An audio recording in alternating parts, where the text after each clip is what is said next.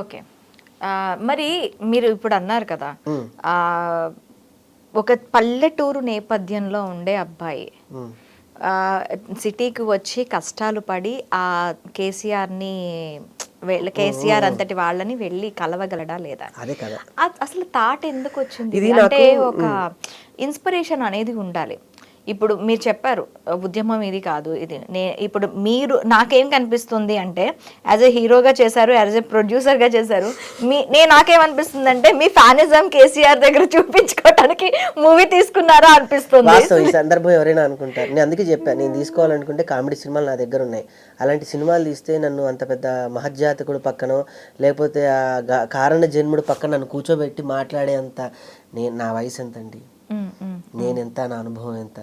ఆయన పక్కన కాదు కదా, ఆయన సభ పెడుతుంటే కొన్ని వచ్చే లక్షల వేల కోట్ల జనాలలో అణువులో పరమాణువు అంత ఆయన పక్కన నేను కూర్చొని ఆయన నా భుజం మీద చెయ్యేసి నేను సరిచేస్తా అనే పదం దాకా తీసుకెళ్ళానంటే సాహితీ విలువలతో కూడినటువంటి విధానాన్ని కాబట్టే కదా నేను తీసుకెళ్ళింది.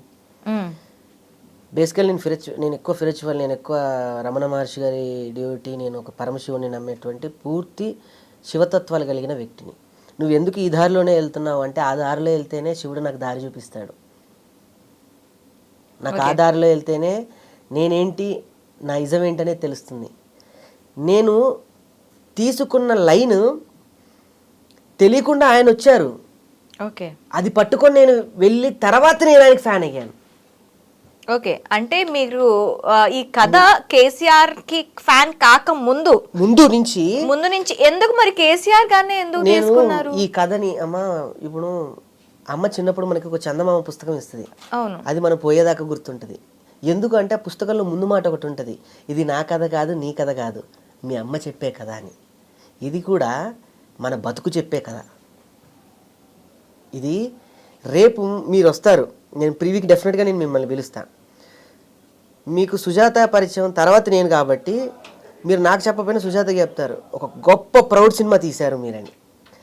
ఒక కమీడియన్గా నేను ఎంత యాక్ట్ చేయాలో, ఎంత సెటిలైడల్గా చేయాలో, ఎంత ఎమోషన్ చేయాలో ఫస్ట్ ఈ కథ నేను రాసుకున్నప్పుడు నేను చాలామంది దగ్గర తిరిగా. సుమక్క కొడుకు దగ్గరికి వెళ్ళి కథ చెప్దాం అనుకున్నా, శ్రీకాంత్ గారి దగ్గరికి వెళ్ళి, వాళ్ళంతా గోల్డ్ స్పూన్తో పుట్టిన వాళ్ళు. ఈ రగ్గుడు వాతావరణంలో, ఈ లంబాడి ఈ నేపథ్యంలో సాగేటువంటి తాండాలో వాళ్ళు ఉండలేరు. వాళ్ళని తీసుకెళ్ళి నేను చేస్తే నేను తీయాలనుకుంది ఒక తమిళ సినిమా, ఒక మరాఠీ సినిమా. ఎందుకు మనకి అవార్డ్స్ రావు? ఎందుకు మనకి మరాఠీలో మోడీ లాంటి ఒక సినిమా తీశారు, అది మోడీ చూసి ప్రశంసించారు. అలా అని మోడీగా అబ్బాయి ఫ్యానా కాదు. ఒక ట్రెడ్ ఉంటుంది, భక్తి అనేది ట్రెడ్, అది ఏ దేవుడితో దాని సంబంధం కాదు. ట్రెడ్ మాత్రమే భక్తి. అది ఏ దేవుడు అంటే అది మనసులో మనం ఏమనుకుంటే అది. నా ట్రెడ్ ఏంటి? నా పల్లె నా ట్రెడ్. కన్నీళ్ళు ఉన్నప్పుడు ఇవి కన్నీళ్ళు కాదు, చెరువులోకి నీళ్ళు ఇస్తానన్నవాడు కేసీఆర్. చీకట్లో బతుకుల దగ్గర నుంచి వెలుగులోకి నేను ఉన్నా అని చేయబట్టి తీసుకొచ్చినవాడు కేసీఆర్. తాండాలో గర్భవతులు 3 నాడు గర్భస్రావాలు అయిపోయాక కనేవాడు. నిజంగా మీకు తెలుసా, లంబాడీలో వాళ్ళకి 2-3 చనిపోయిన తర్వాతనే 3వ బిడ్డకి జాగ్రత్త తీసుకొని పుడతారు. ఎందుకంటే మన తెలంగాణ రాకముందు మన తాండాలో రోడ్లన్నీ కూడా కంకర రాడ్లు, నీళ్లు పోస్తే కుంగిపోయేటువంటి దాన్ని లాగడ మట్టి లాంటి రోడ్లు అవి. ఒక్కసారి కనుక బండి కానీ లేకపోతే ఎడ్ల బండి కానీ అది ఇంకిందంటే అది రావాలంటే ఒక ట్రాక్టర్కి దారం మళ్ళీ అది కట్టి లాగితే తప్ప రాదు. అలాంటి స్థితిలో నా సినిమాలో నేను చూపించా. ఎలా ఉంటుంది, ఆ బిడ్డని కోల్పోతే బాధ ఎలా ఉంటుంది.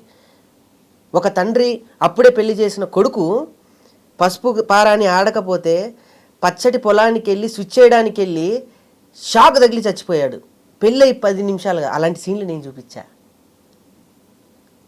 నీళ్లు లేకపోతే పొలంలో దున్ని ఎక్కిళ్ళతో ఊపిరాగిన క్షణాలు నేను చూపించా. ఇది ఎక్కడ కేసీఆర్ బయోపిక్ అండి, ఇది చరిత్ర. నేను చరిత్ర చూపించాను. నా వయసుకి నేను చరిత్ర చూపించాను అంటే నేను చాలా ప్రౌడ్గా 70 ఏళ్ళ తర్వాత నా పాట నేను పెట్టుకొని ఇప్పుడు నేను ఏదైతే కేసీఆర్ గారి పక్కన కూర్చొని ఏ పాట అయితే నేను వినిపించి ఏ పాట అయితే నేను ప్రశంసలు పొందానో ఆ పాట నేను రేపు 70 ఏళ్ళ తర్వాత ఉంటే మన పెద్దోళ్ళు అంటారు రేపేంటి అన్నది కదా, రేపేంటి నేను 4 రాళ్ళు వెనకేసుకో అన్నారు కదా, నేను కాదు, నేను Goosebumps వస్తున్నాయి రాకేష్ నిజంగా నాకు. నేను అక్కడ చూసిన ఇదండి, నేను చెప్తున్నది ఇది, నా సినిమా ఇది కాదు.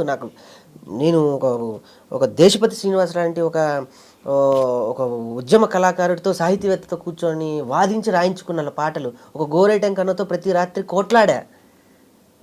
అది చెప్తూ ఉంటే మీ కళ్ళల్లో నీళ్ళు తిరుగుతున్నాయి చూడండి.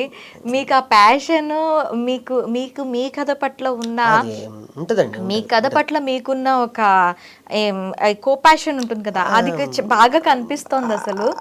అసలు అంటే ఇప్పుడు మీరు పాట గురించి చెప్పారు కదా, పాట రిలీజ్ అయిందన్నారు. రిలీజ్ చేశారండి, కేసీఆర్ గారి దగ్గర ఉండి చేసి చూసి మార్పులు చేర్పులు చెప్పారు. ఇప్పుడు లిరికల్ వీడియో మాత్రమే అదితి మ్యూజిక్ ద్వారా రన్ అవుతుంది. ఈ 3 రోజుల్లో నేను పూర్తి యానిమేటెడ్ సాంగ్ రిలీజ్ చేసేస్తాను. ఒక్కసారి మా గురించి అయ్యో, నేను అంటే గోరేటెంకన రాసిన సాహిత్యాన్ని పాడే వయసు నాది కాదు. పెద్ద పెద్ద వాళ్ళందరూ ఆమోదించారు.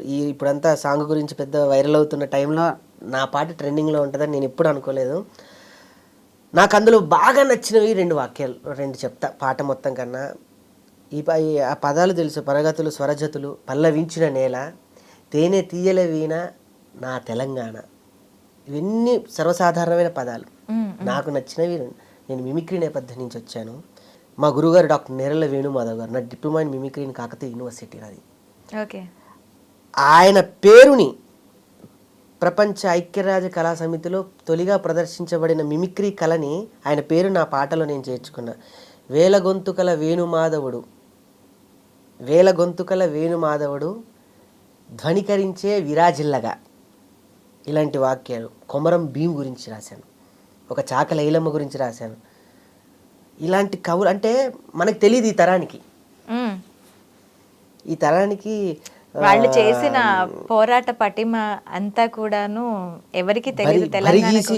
బరిగీసి నిలిచెరా భీమిరెడ్డి బాల. ఆ రోజుల్లో సాయుధ పోరాటంలో ఆయన బరిగీసి నిలిచిన భీమిరెడ్డి బాల.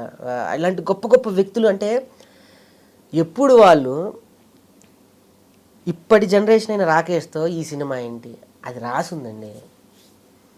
నేను బాగా నమ్ముతా. నాకు రమప్రభ గారు, నేను డివోషన్లో వెళ్తే నాకు పెద్దవాళ్ళతో ఎక్కువ, మా గురువు గారు రాళ్ళపల్లి గారు, నా వయసు ఇంతగానే నేనంతా పెద్ద పెద్ద వాళ్ళతో నా ఫ్రెండ్షిప్. ఏదో రాసి ఉంటే తప్ప మనం ఇక్కడ రాం. ఒక్కసారి 2 లైన్స్ మా గురించి హమ్ చేయండి. భరగతులు స్వరజతులు పల్లవించిన నేల, తేనె తీయని వీణ రాగాల తెలంగాణ, విపద దరువుల నేల చిందయానపు దాన, కోతన భవియోగి భాగవత స్కంధాల, జయ గీతికై మోగెరా తెలంగాణ జమ్మి కొమ్మై ఊగెరా, సింగిడై నవ్విందిరా తెలంగాణ తంగెడై పూసిందిరా, సమ్మక్క సారలమ్మ తెలంగాణ రుద్రమ్మ రుదిర జన్మ, భద్రాద్రి రామ సీతం గోల్కొండ గొప్ప చరితం. ఇలాంటివన్నీ మీరు అన్నట్టు నాకు వస్తాయి. అంటే నిజంగా నాకు చరణార్జున్తో అంటే కొన్ని పదాలు నా వయసు సరిపోవు నేను పలకడానికి. అలాంటి పదాలని నేను అర్థం చేసుకొని ఆవాహన చేసుకొని వాటిని రాయించుకొని, నిజంగా నా వయసుకి గోరేటెంకన్న గారు నాకు పెద్ద గిఫ్ట్ ఇచ్చారు నా లైఫ్కి అని చెప్పుకోవాలి. చరణార్జున్ అన్న ఎంత చక్కటి మ్యూజిక్ ఇచ్చారు అంటే, చాలా బిజీగా ఉండే మ్యూజిక్ డైరెక్టర్ ఆయన. నా కథ విని నాకు ఆయన మ్యూజిక్ ఇచ్చాడంటే ఎంత ఆనందపడతాను. So great.